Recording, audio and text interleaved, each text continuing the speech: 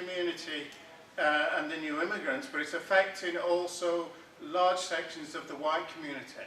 As more and more people are being driven into poverty in Perth, we might have a rich state. We're the 5th richest economy in the whole world, but this state cannot afford a home for everybody.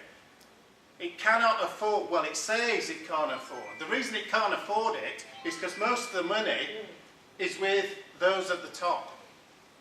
It's with those that are owning the mines, those that are owning the companies. So what we would like to do from today is to set up a campaign.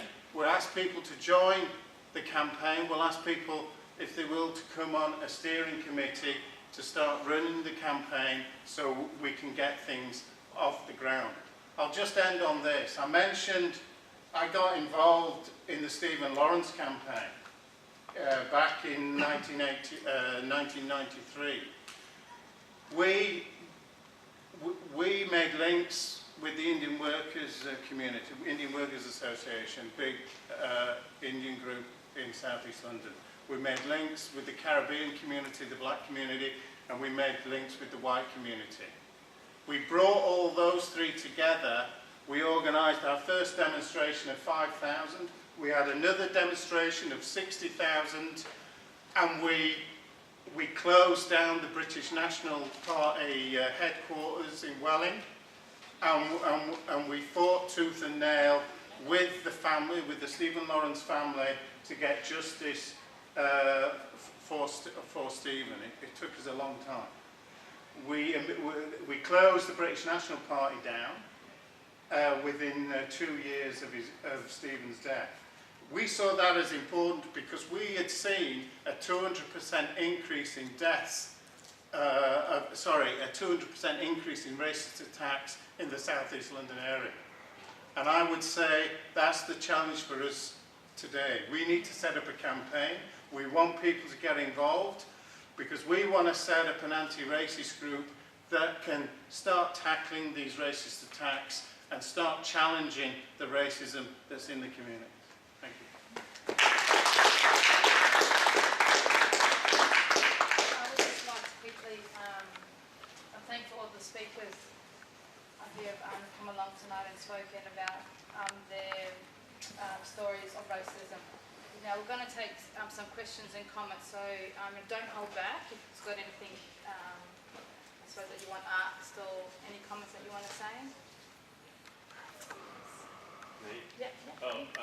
Well, I guess I have a comment first, which is because I'm involved in the Refugee Rights Action Network because I think that refugees, amongst others, are at the sort of hard edge of racism in Australia, and we're organising a protest out at the Northern Detention Centre on the 5th of May because we're against the whole system of mandatory detention. We think it's racism about the politics of divide and rule and so forth. So if anyone wants more info about that, come talk to me or some of the other people from RAN. There are a few of us here tonight afterwards.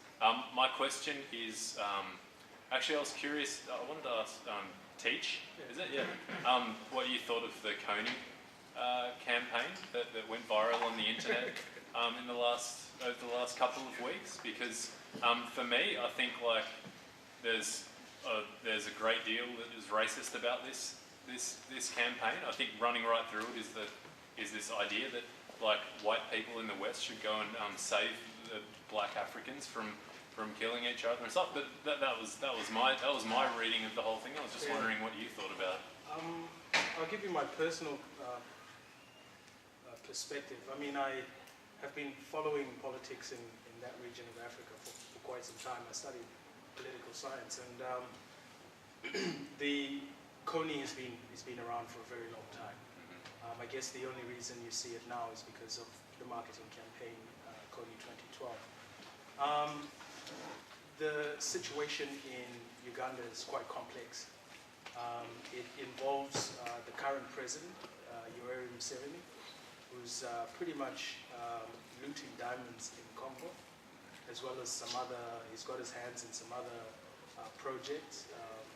He's also wanted for violation of human rights as well. So it's kind of like sending in or trying to get a bad guy to catch another bad guy or something like that. So it's very, I wouldn't use the word shallow, but it's not researched. It's not well presented. It comes across as a more of a feel-good campaign, which I don't think is going to do very much for for the people in that area anyway. That's just my opinion. In as far as its interference from a Western perspective, I think we've seen that happening, since the 60s when the winds of change were blowing through most of Africa. We've seen, a lot of interest, some of it genuine, coming in from the West, trying to help, people in African countries. But a lot of that stuff is also tied into, big business and, the looting of resources and minerals and all that sort of stuff. So, yeah, you could be right. There could be, an element of, that superiority, imperialist. We are the powers, and we're going to come and save the day, without actually consulting the people. Anybody knows who's done community development, you go to the people and actually consult the people first before you run your own race. So, yeah, that's it. So can I just also, like on top of that, I think the Socialist Party are also having a meeting here next Thursday at 6:30 on the role of colonialism in Africa and the Joseph Koenig story. So that's next Thursday here at 6:30. So if you want to come along to that, you're quite welcome to, and then anyone here also from there. We had Barbara. Yeah. She wants to say I something. want to know what the Socialist Party is. What is it? Do you do answer that? anything about it? What's going on? I've never heard of this. Socialist Party in Perth is very small, but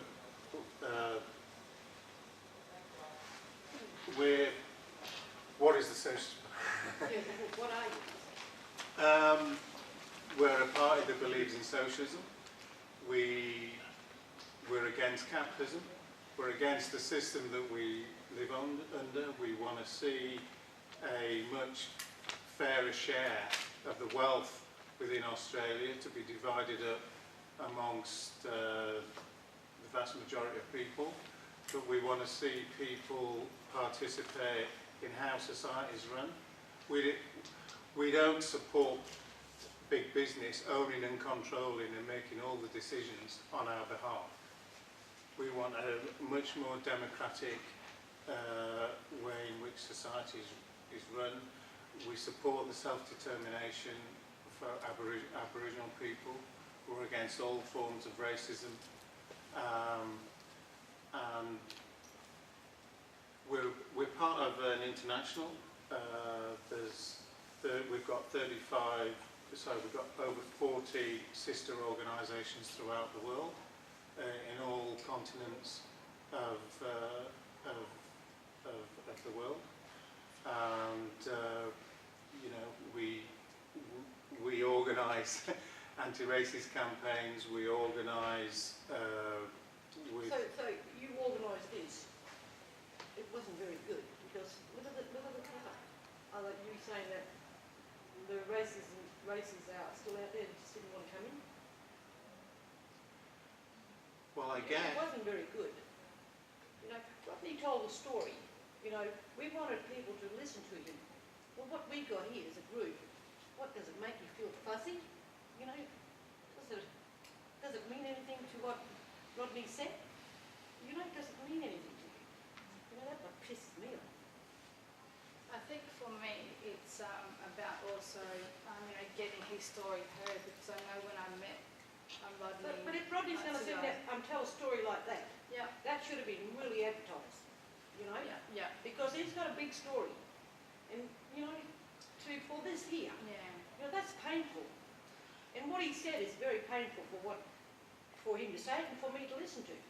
You know? Where's it going to go from here? And the idea is to actually try and build this campaign and get more people along and involved. And we have to, come together and, still talk about it, even though it is very painful for you. And I totally acknowledge it and understand. But it's about trying to build it, because if we don't talk about it now here, if we don't, So he's going to come talk about together. it, but what's going to happen? What's going to happen? well, nothing's going to There happen. you go. So why did you invite us if nothing is going to happen? Rodney told his story, Yep. and you just said nothing's going to happen. Why? If Why we did you don't tell do him to come in? anything, if you just stay at home and if it's not discussed and people aren't aware of what happened to your son, it's not going to, You said achieve anything. You said the wrong thing It's not going when to you achieve said there's anything. nothing going to be done. If we don't come together, No. if we don't You unite said the and wrong thing. try and build the campaign, You said the wrong thing. it's, Acknowledge it. I said it in a You said there's nothing going to be done. And Rodney poured his heart out, and I sat there and listened. And you say that there's nothing going to be done. I don't mean any disrespect. Don't say anything. Because you don't know what Rodney feels and what I feel. Okay, we got no justice. Okay? I'm still waiting at home for this kid to come home. Okay? And for you to say nothing's going to be done, that's a disgrace. You're a Noongar person like I am. She meant You if say that. she meant if we don't come together, nothing will If happen. we don't, That's what she meant. That's bullshit. if we don't talk about it here It's in this absolutely bullshit. forum, You got all bloody rednecks in here. What they going to do? Nothing. And I had to sit here and listen to what happened to my son by a stinking popsy white man who got off. Fucking popsy white man. I don't mean any disrespect, Rodney, or to the family. I'm saying it's a campaign against, racism. If you don't talk about your story, it's going to be unheard, and people aren't going to care, and it's just going to, There's a lot of grieving. We acknowledge that. and we acknowledge that. I don't mean any disrespect to you and your family, and I actually asked you to come along in order for you to tell people about your experience and what has happened to your son, and no justice has been done. At this place, you're safe. Okay, so you're able to talk about it and make us aware of what happened in your family and your situation. And I think it's important that we do come together and talk about it and build this campaign against racism, because